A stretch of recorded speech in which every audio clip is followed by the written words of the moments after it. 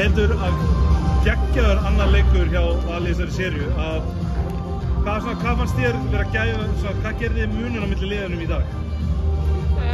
Mér fannst þetta er bara mjög lítill munur á liðunum þannig en við vorum bara með hausinn vel skrúðan á í dag, mjög einbeittar.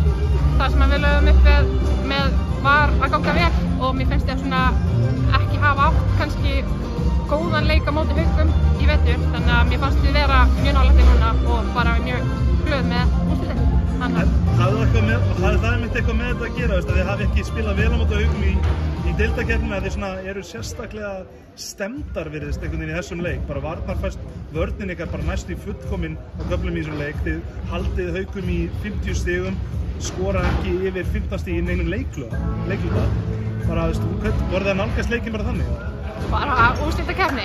Ég held að það sé stemming, leikir hverjum degi, við komum páskar og ég held að við erum bara vel undirbúnar og tilbúnar í þannig slag. Þetta er tíminn núna til að sýna sínar bestu hliðar. Já, þú sjálf svona leikmaður, þú fórst alltaf hægt af stað en svo bara fórst að raða, þetta var bara virtist eitthvað svo auðvelt í seinni hálfleik. Hver munurinn fannst þér? Bara góður taktur í rauninni. Þetta er engin meistarauppskrift hérna, þetta bara gerðum það sem við áttum að gera á það gekkum í rauninni. Þá eru þið bara komin í 2-0 og leiðinni þið eru augljóslega með heimavallarrétt núna þó að þið hafði ekki verið með henni í byrjun seríunar.